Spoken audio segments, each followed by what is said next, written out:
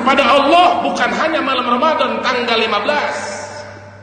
Setiap saat harus kumpul sifat khauf dan roja, takut kepada Allah dan selalu mengharap rahmat Allah. Sifat seorang mukmin harus seperti itu. Tapi yang jadi permasalahan bukan karena masalah ustadz-ustadz tersebut menyampaikan informasi dan memang ayah bahasa anjeunage semoga tidak terjadi. Tapi yang jadi masalah ente menyebarkan hadis maudhu. Ini yang jadi masalah.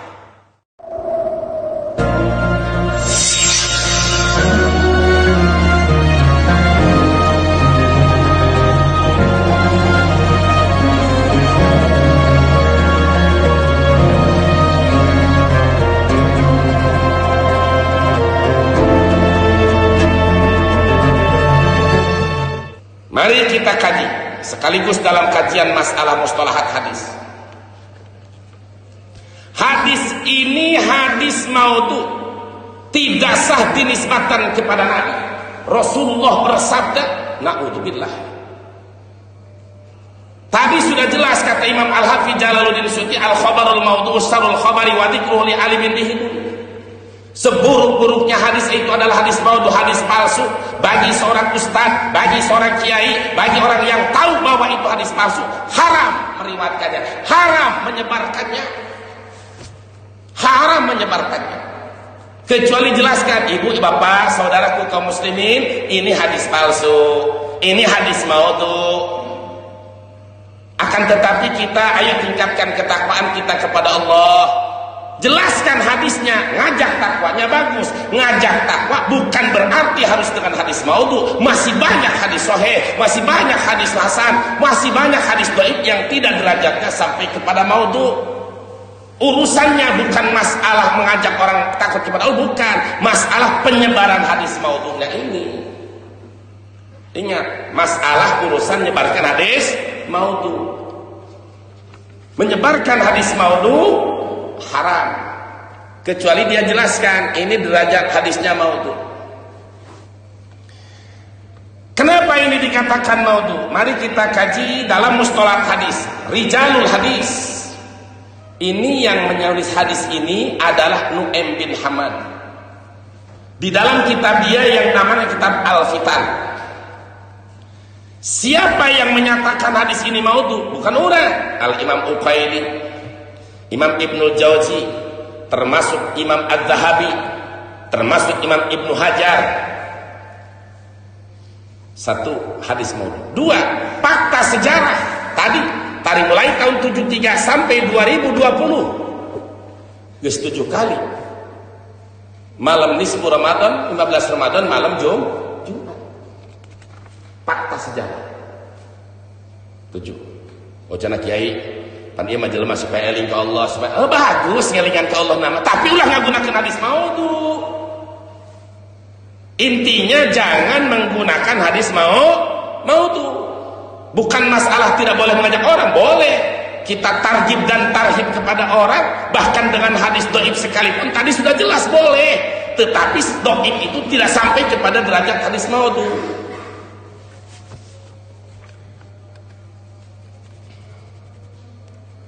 Pertama, Imam Abu Ubaid menyatakan dari Imam Abu Dawud bahwa Nu'aim bin Hamad isrina hadisan anil Nabi, ada 20 hadis yang dia sampaikan dinisbatkan kepada Nabi, laisa laha aslun, tidak ada sumber asalnya, maudhu. Lalu yang menyatakan bahwa Nu'aim bin Hamad ini adalah yang menyatakan membuat hadis ini di dalam kitabnya Al-Fitan, yang mengatakan bahwa ini hadis maudhu, bukan kita, ulama ahli hadis. Jadi antara Imam Nasai, apa kata Imam Nasai? Laisa bisiqatin. Imam Nasai, pengarang kitab Sunan Nasai, termasuk kitab Kutubus Sittah, beliau menyatakan laisa bisiqah. Nu'aim bin Hamad bukan orang yang bisa dipercaya dalam meriwayatkan hadis. Jadi kurang macet ulama deui jatuh ngalaman manehna. Kita menurut ulama yang kuat. Lalu Imam Al-Hafidz Abu Ali An-Naisaburi menyatakan sami'tu Aba Abdillah An-Nasai yadhkuru. Kata Imam Al-Hafidz Abu Ali An-Naisaburi, aku pernah mendengar Imam Abu Abdillah An-Nasai menyebut tentang nama Nu'aim bin Hamad. Apa kata imamnya Tanasai? Begitu beliau menyampaikan beberapa hadis riwayat dari Imam Nu'aim bin Hamad, di ujungnya Imam Nasai mengatakan qad kasura tafarrudu anil a'immatil ma'rufin bi ahaditsa kasiratin fasara bi haddi man la yuhtaju bihi. Kata Imam Nasai, memang Imam Nu'aim bin Hamad ini banyak menceritakan tentang hadis yang beda anil a'immatil ma'rufin daripada imam-imam ahli hadis yang maklum. Banyak bi ahaditsa kasirah. Beliau banyak menceritakan hadis-hadis yang banyak yang berbeda dengan para imam-imam yang lain, sehingga beliau dengan banyaknya menceritakan hadis yang tidak maklum dengan para ulama-ulama muhadis yang lain, pasoro fi haddi man la yutajubih, maka Imam Nu'aim bin Hamad termasuk golongan orang yang tidak bisa dipakai hujjah. Berarti apa? Maudhu. Ulama besar tentangnya itu Nu'aim bin Hamad. Siapa yang mengatakan? Ibnu Hibban. Kata Imam Ibnu Hibban, rubbama akhta'a wa waham. Imam Nu'aim bin Hamad terlepas dari kelebihan dan kekurangannya, beliau kadang-kadang salah dan lemah.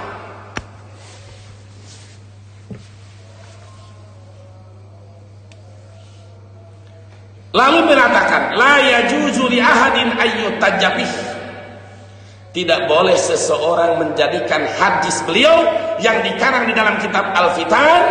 Di dalam kitab Al-Fitan itu memang bi'ajaiba wa manakir.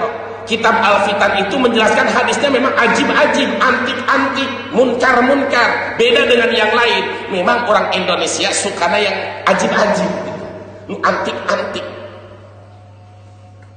Sudah dibahas oleh ulama muhaddisin terdahulu.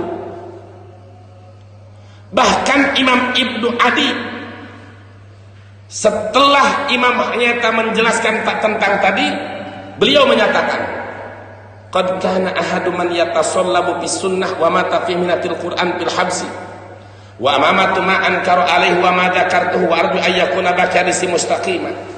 Termasuk hadis tadi adalah hadis maudhu, dan semoga hadis beliau yang lain adalah masih lurus. Beliau memang wafat di penjara pada zaman yaitu masalah fitnah hukum Al-Quran makhluk. Beliau tetap tidak mau menyatakan Al-Quran makhluk. Bagus, intinya nama hebat, luar biasa. Sampai beliau mati di dalam penjara pada tahun 229 Hijriah. Wa mata fi sanati wa isrina mi'ah wa usu ayyun fana fi quyudi. Beliau nyata ditangkap oleh penguasa pada saat itu, yaitu zaman fitnah, orang yang harus mengatakan Al-Quran makhluk, yaitu di zaman Imam Ahmad bin Hambal juga, satu zaman satu kurun. Jadi wafat beliau ditangkap gara-gara tidak menyatakan Al-Quran itu makhluk. Bagus, dalam prinsipnya bagus, dalam itunya bagus. Lalu beliau dipenjara sampai wafat di penjara tahun 229 Hijriah. Namun sebelum wafatnya beliau wasiat, apabila saya meninggal di penjara ini, tolong dikuburkan saya fi quyudi dengan borgol-borgolnya. Jadi borgol saya ini, rantai saya ini, kalau saya mati, tolong dengan borgol-borgolnya bawa. Wa qala inni mukhasim, dan aku nanti di hadapan Allah akan melawan penguasa ini dengan bukti borgol ini. Mantap keberanian, luar biasa, sangat luar biasa, hebatnya bela agama. Tapi urusan hadis ieu na tah, dina urusan hadisna nu ieu termasukkan hadis palsu.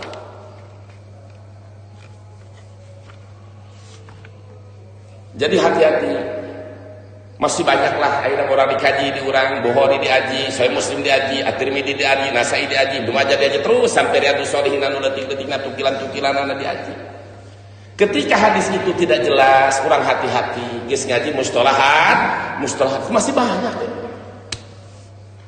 Minimal hadis itu dhaif, lamun geus munkar mau tuh ngestop. Sebatas tahu jangan dipakai dakwah. Memangnya antik-antik ya hadis begitu mah. Hati-hati.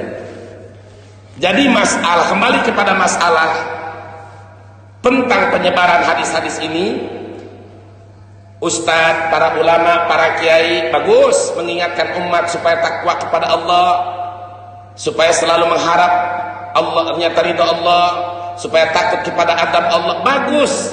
Tapi yang jadi masalah, ente menggunakan hadis maudhu, disebarkan ini hadis maudhu, termasuk haram meriwayatkan hadis maudhu kecuali jelaskan bahwa ini maudhu, ini adalah palsu. Kita gunakan takwa kepada Allah dengan hadis-hadis yang sahih, hadis-hadis yang hasan. Kalau berfatwa tetap itu dua hadis. Kalau untuk fadilah silahkan hadis dhaif, tapi tidak sampai kepada masuk hadis maudhu. Lalu bagaimana sikap kita?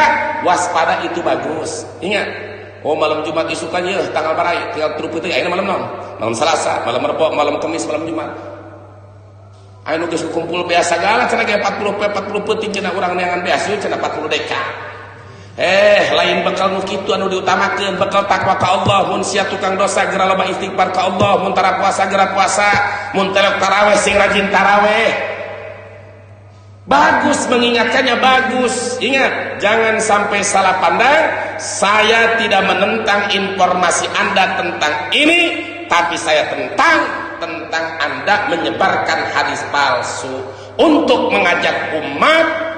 Banyak hadis yang sahih, banyak hadis yang hasan, banyak hadis yang dhaif sekalipun, tapi tidak sampai kepada derajat hadis maudhu, hadis palsu, yang mana para ulama pembesar, Imam Nawawi, Ibnu Hajar Al-Asqalani, Imam Jalalain Suyuti, semua ulama ahli hadis menyatakan haram meriwayatkan hadis maudhu alias hadis palsu, kecuali menjelaskan tentang kepalsuannya. Oh, ini saudara hadis palsu. Yang tadi saya jelaskan itu hadis palsu. Adapun kita untuk meningkatkan kewaspadaan kita, meningkatkan ketakwaan kita, masih banyak dari ayat hadis-hadis yang lain. Ini hanya sebatas ilmiah, ini hanya sebatas ilmu saja, tapi jangan sampai dijadikan keyakinan. Boleh kalau seperti itu. Jangan coba-coba buat hadis sorangan komo zaman kiwari. Sering ngan sangis tadi bentaran gitu di tempat-tempat dakwah. Teu aya ina mah kaya. Padahal qala Rasulullah Abdul Salam salah satu. Buka ku sia ti dibuka eta poin dina kitab Adkar Nawawi sampai kana Bukhari jeung Rasulullah disebutkeun Abdul Salam salah satu. Aini kana Rasulullah idza salama salam ali salasan wa idza takallama takalam aada bi kalimatin salasan hatta tufhama anhu. Aisyah nyebutkan Abdul Salam salah satu kepada Syarif Salam 3 kali ngajual Rasul. Ulah aing eta mah kultu cek aing Abdul Salam salah satu sabodo cek siapa aing mah teu ngameunangkeun geus nya cek Rasulullah, padahal Rasul teu meunang kan cek Rasul geus jelas man qala alayya ma lam aqul falyatabawa maq'adahu minan nar. Siapa orang yang mengatakan sesuatu menurut aku, menjual namaku padahal aku tidak pernah mengatakannya, falyatabawa maq'adahu minan nar, siap-siap tempatnya di dalam neraka. Dalam hadis yang lain, man kadzdzaba alayya muta'ammidan falyatabawwa maq'adahu minan nar. Siapa orang yang berdusta atas namaku, membuat hadis palsu, siap-siap tempatnya di dalam neraka. Bahkan dalam hadis yang lain, di dalam kitab Sahih Muslim juga tetap sama. Apa kata Nabi?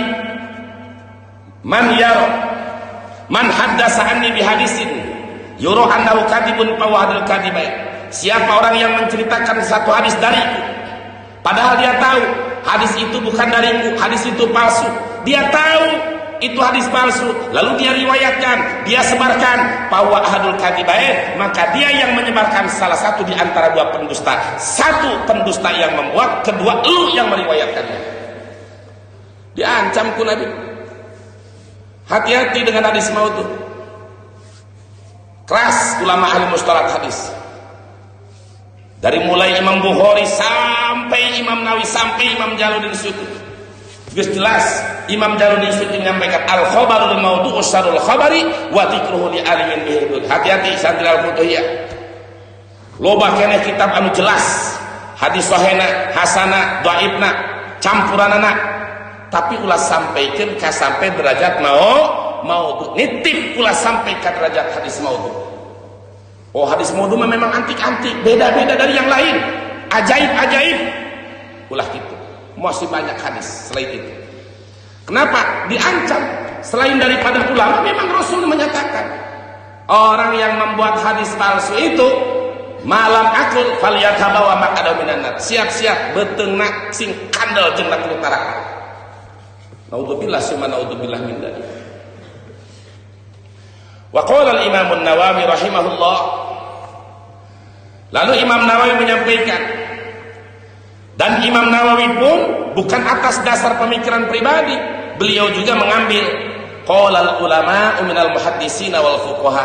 Ulama sekali berimam Nawawi, ulama sehebat Imam Nawawi, ulama yang tinggi ilmunya seperti Imam Nawawi, masih tetap beliau juga taklid. Tentang-mentang ahli langsung iktimat tidak. Apa kata Imam Nawawi? Qala ulama minal muhadditsina wal fuqaha.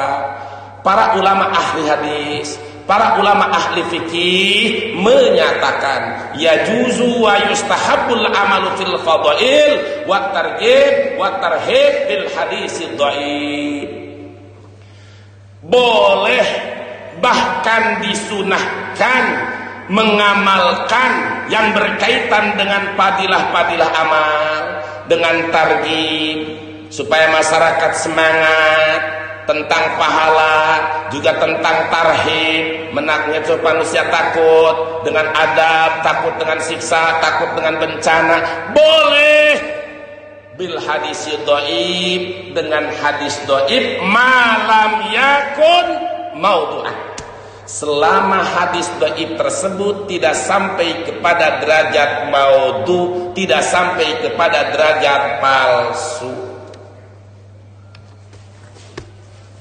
Apabila sudah jatuh kepada palsu seperti tadi, menurut para ulama hadis itu palsu, maudhu, jelas itu hukumnya haram meriwayatkannya, kecuali dijelaskan pula. Saudara, sudah saya jelaskan, saya simpulkan hadis ini palsu. Tidak boleh dijadikan keyakinan, tidak boleh dijadikan akidah. Sebatas ilmiah pengalaman boleh, tapi jangan dijadikan keyakinan. Apalagi ketakutan yang berlebihan, berbahaya. Lalu Imam Nawawi menjelaskan, wa ammal ahkamu kal halal wal haram wal bai' wan nikah wat talaq wa ghairi dzalik fala yu'malu fiha illa bil hadis sahih awil hasan. Adapun hukum-hukum syariat Islam seperti tentang halal, tentang haram, tentang jual beli, tentang nikah, tentang tolak dan lainnya tidak boleh diamalkan, dipakai hujah dalam hukum syariat kecuali hanya dengan dua. Satu dengan hadis hasan, kedua dengan hadis satu dengan hadis sahih, kedua dengan hadis hasan. Baik hadis sahih atau hadis hasan boleh dipakai hujah dalam ahkam syariah.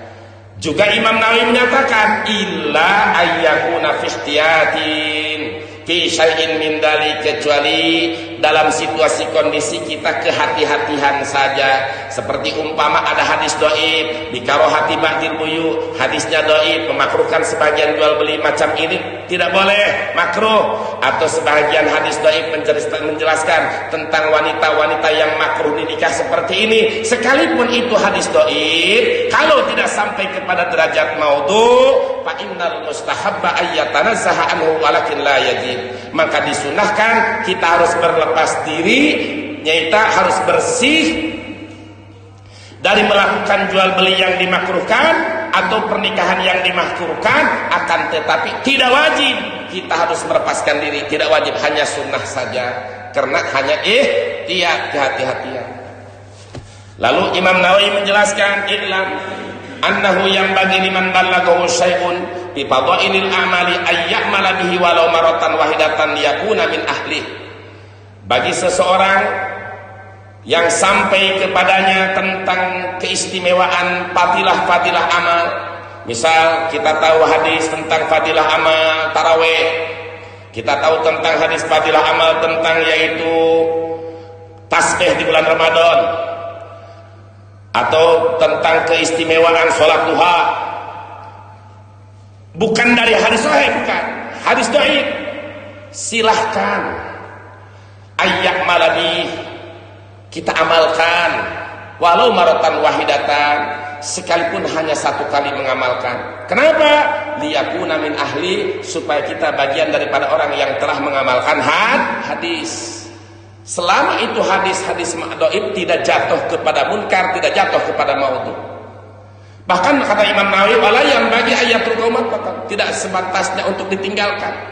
Jadi kalau ada hadis dhaif cerita tentang fadilatul amal, silahkan dilaksanakan dan tidak pantas untuk kita tinggalkan, supaya baliyati bima tayassara minhu, balikantah kita lakukan apa yang kita mampu. Misal fadilah puasa bulan Rajab, fadilah puasa bulan Syaban, fadilah puasa Muharram, hadisnya apa hadis dhaif, silahkan kalau itu baca hadis-hadis dhaif. Padahal hadis sahih banyak, hadis hasan banyak, cuma memang kalau hadis hasan, hadis sahih kurang empuk ganjaranna gitu. Kurang empuk ganjaranna, beda jeung hadis dhaif. Salat tarawih malam sakitu ganjaranna, malam kedua sakitu ganjaranna, malam katilu sakitu ganjaranna gitu dah. Nah, jadi kurang empuk gitu karasana. Bikin jalma anu geus biasa hayang empuk bae gitu. Tapi jalma anu geus biasa mah ibadah salat teu ngarakeun pahala, da urang salat geus biasa, sugan rek salat hayang pahala henteu. Sugan hayang nyata hayang siksa dah. Sieun kana siksa henteu da geus biasa teh ya. Mun keur leutik mah heueuh, pertama hayang ka alam ku bapa, lebaran sugan panglikeun BHS. Aing geus biasa mah kieu sugan. Aing salat isya lah sok sieun ke aing ka neraka. Henteu. Salat isya karena memang urang kewajiban urang sebagai makhluk ibadah ka Allah, diwajibkeun ku Allah. Urusan pahala silahkan urusan Allah, urusan siksa silahkan urusan Allah. Urang mengalaksanakeun kewajiban ka Gusti Allah. Geus biasa. Nah, bagi jalma anu hayang ngamalna kena fadilah empuk bae ganjaranna. Kumaha ka santri nyampeikeunana, silahkan ku hadis dhaif oge teu naon. Ngan lumah amanat ulah sampai dhaifna terjerumus sampai kana hadis maudhu. Eta bae kutip amanat. Sebab lamun geus terjerumus kana hadis maudhu ku sia diriwayatkeunana, lain menang ganjaran sia ngajina menang doraka. Sebab haram ngariwayatkeun hadis maudhu kecuali dijelaskeun kemaudhuanana. Cek Imam Nawawi, baliyati bima tayassara minhu, laksanakan anu mudah bae anu kira-kira gampang bisa ngalaksanakeunana karena berdasarkan hadis anu sepakat kana sahihna hadis, idza amartukum bi amrin fa'tu minhu mastata'tum. Jika aku merintahkan kepada kalian dengan suatu perintah, silahkan laksanakan selama kalian mampu, supaya orang asup kana jalma anu ngamalkeun kana hadis Nabi. Misalul hadis dhaif ma akhrajahu Tirmidzi min tariqi Hakim al-Asram an Abi Tamimah al-Hujaimi. Contoh hadis dhaif.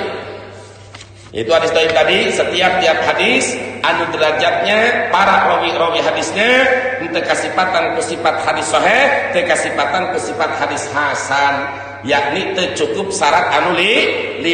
Contoh hadis dhaif, hadis nu diriwayatkeun ku Imam Tirmidzi dari perjalanan Imam Hakim al-Asram.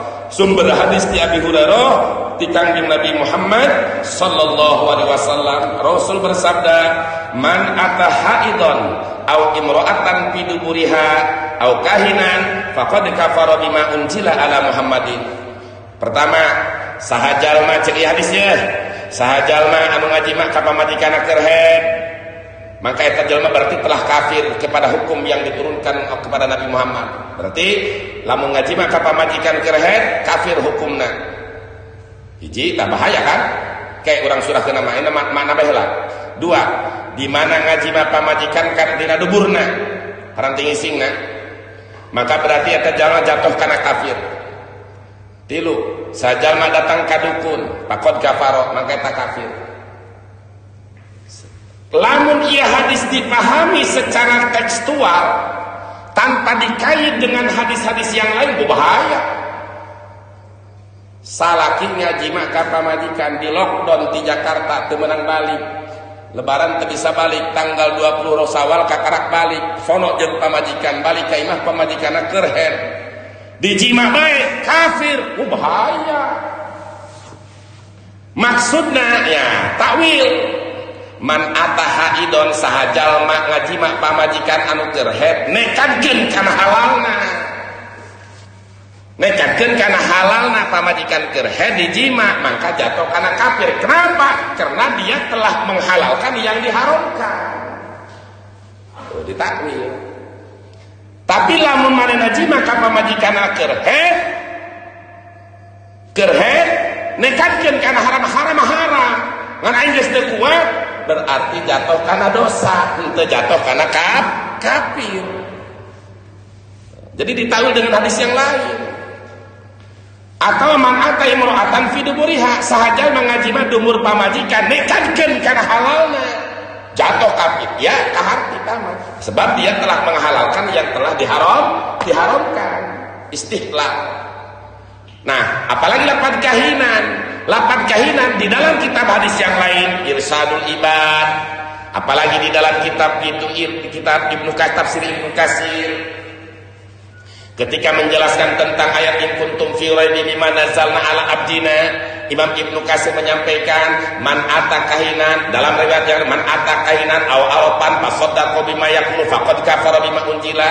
Siapa orang yang datang kepada dukun, siapa orang yang datang kepada arab, tukang junubade, tukang nyata ramal, maka dia jatuh kafir. Maksudnya apa? Man ata kahinan aw arafan, siapa orang yang datang kepada dukun, siapa orang yang datang kepada paranormal, datang kepada peramal, lalu dia percaya dengan omongan peramal itu, maka dia jatuh kepada kafir. Maksudnya dia menghalalkan yang diharamkan. Ai eta mah datang ka dukun ku sebab teu kawawa aing mah ka kiai eueuh aya dukun bae di daerah aing mah. Percaya kana omongan geuringna sia tiru yukirai sia kamari ngoren. Jadi percaya kana omongan dukun. Eta cek Imam Ibnu Katsir berarti jelema eta percaya kana omongan dukun kitu telah jatuh kepada kafir. Kalau dia datang kepada dukun, datang kepada paranormal, cuma sekadar datang minta syariat, ai percaya mah henteu, maka salatna 40 poe sorpan wala adzan, sunnah jeung farduna teu ditarima ku Allah Subhanahu wa taala. Nah, jadi hadis ieu cek Imam Tirmidzi pun menyatakan wa dha'afa Muhammadin. Jadi Imam Tirmidzi menukil qaul guruna. Cek Imam Tirmidzi wa dha'afa Muhammadun, Imam Muhammad telah mendhaifkan hadis ini. Siapa Muhammad di situ? Ternyata Muhammad di situ adalah Imam Bukhari. Memang Imam Tirmidzi di dalam sanadnya pun sekali haddatsana Muhammadun. Entah disebutkan Al-Bukhari. Haddatsana Muhammadun. Itu. Nah, Muhammad ini adalah Muhammad Bukhari. Ayo oleh Muhammad Al-Bukhari. Jadi kata Imam Tirmidzi, menurut guruku Imam Al-Bukhari, hadis ini jatuh kepada hadis dhaif. Dari sisi mana? Min kibali isnadihi, dari arah sanad. Ingat, sanad itu adalah silsilatur rijal al-musilatu lil matan atau ilal matan. Runtuyan para perawi hadis yang nyambung kepada matan hadis. Kata Imam Bukhari, hadis man ataha idan aw imra'atan itu dari sisi sanadnya dhaif. Dilihat siapa sanad di situ. Oh, ternyata di situ sanadnya ada Hakim Al-Asra. Menurut para ulama muhaddisin, ulama ahli rijalul hadis, wa qad dha'afahul ulama. Para ulama muhaddisin telah menganggap Imam Hakim Al-Asram itu sebagai lemah hadisnya. Bahkan faqad qala anhul Imamul Hafidz Ibnu Hajar rahimahullah. Imam Al-Hafidz Ibnu Hajar. Nah, dalam ilmu hadis Ibnu Hajar ketika dalam hadis yang dimaksud biasa Ibnu Hajar Al-Asqalani. Lamun dina fikih qala Syekhuna Fatul Ibnu Hajar Al-Haytami pengarang Tuhfatul Muhtad. Jadi Imam Ibnu Hajar Al-Hafidz Ibnu Hajar Al-Haytami ahli fikih. Imam Al-Hafidz Ibnu Hajar Al-Asqalani sahibu Fathil Bukhari, beliau mencatatkan di dalam kitabnya Taqribut Tahdhib, apa kata beliau? Fihi layin. Hadis tadi diriwayatkan dari perjalanan Hakim Al-Asram, yang mana Hakim Al-Asram itu fihi layinun, lemah. Itu sopan. Sebab supaya ulama masuk karena gibah, lemah, ilmu jarhi wa ta'dil, lemah, layin. lain lah lamun teu ngaji mustalah hadis fihi iku tetap ing dalam ieu hakim lainun utawi lemah lembut. Jadi ki hakim teh ibu bapak ulama anu lemah lembut polongo. Maksud bihi lainun Imam Hakim Al-Asram itu derajat hadisnya lemah. Oleh karena itu tidak bisa hadis tadi dipakai ketetapan hukum. Karena apa? Sudah jelas bahwa menetapkan hukum itu harus dengan hadis sahih atau hadis hasan. Maka hadis dhaif tadi perlu ditakwil. Setiap hadis dhaif berkaitan karena hukum harus diperkuat oleh hadis hasan atau harus hadis sahih. Contoh, siapa orang yang menjima istrinya pada saat haid tadi jatuh kafir. Maksudnya apa? Mustahilan, dia anggap halal jima kepada istri yang sedang haid dan menghalalkan jima tersebut, maka dia jatuh kepada kafir. Kafirnya bukan dari perbuatan jima dengan istrinya, karena dia telah menghalalkan yang jelas-jelas diharamkan. Jadi istihlalna.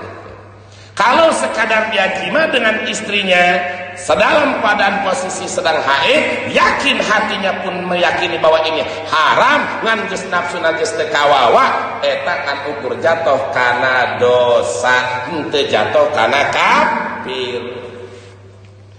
Al hadisul marfu'u qala an-nadim wallahu a'lamu bis-shawab.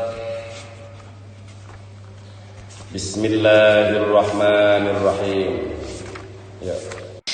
أبدأ بالحمد مصليا على محمد خير النبي أرسلا وذي من أقسام الحديث عدا وكل واحد أتى وحدا وكل واحد أتى وحدا أولها الصحيح وهو ما اتصل إسناده ولم يشد أو يعد يرويه عدل ضابط عن مثله معتمد في ضبطه ونقله معتمد في ضبطه ونقله والحسن المعروف طرقا وهدى رجاله لك صحيح اشتهر وكل ما عن رتبة الحسن قصور فهو ضعيف وما أضيف للنبي المرفوع والمسند المتصل الإسناد من رويه حتى المصطفى ولم يمل رويه حتى المصطفى ولم يمل وما بسمع كل راو يتصل إسناده للمصطفى المتصل مسلسل كل ما على وصف أتى والله أنباني الفتى والله أنباني الفتى فذاك قد حدثني قائما أو بدا أن حدثني تبسما عزيز مروي اثنين أو ثلاثة مشهور مروي فوق مسالسة مشهور مروي فوق مسالسة عن كعن سعيد عن كرى مبهم ما فيه راوي لامسا وكل ما قلت رجاله على وديده ذاك الذي قد نزل وديده ذاك الذي قد نزل وما أضفته له إلى الأصحاب من قول واحد فهو موقوف زكي ومرسل منه الصحابي سقط وقل غريب ما روى راوي فقط وقل غريب ما روى راوي فقط وكل ما لم يتصل بحال إسناده منقطع الأوصال والمضاد سقيط منه اثنان وما أتى مدلسا نوعان الأول الإصابة نسخة للشيخ وآل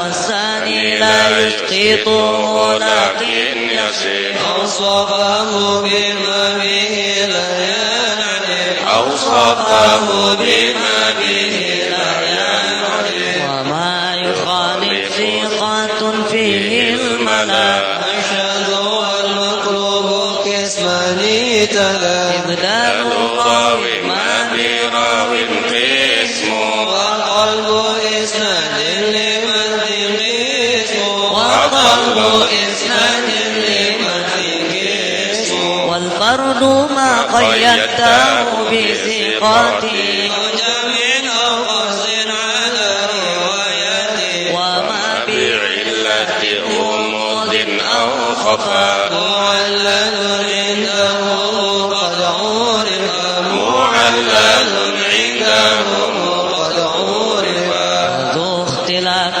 سند أو متن مضاهب عند أهل الفن والمدرجات في الحديث ما أتى من بعد ألفاظ الرواة تصل من بعد ألفاظ الرواة تصل وما روى كل قارئ عن آخر مدفج فاعرف حقا والتقي متفق لفظا وخطا متفق وجدوه فيما ذكرنا المفترق وجدوه فيما ذكرنا المفترق مختلف متفق الخط فقط وجدوه مختلف فاخشى غدا منكر الفرد به راو غدا تعديله لا يحمل تفاوتا تعديله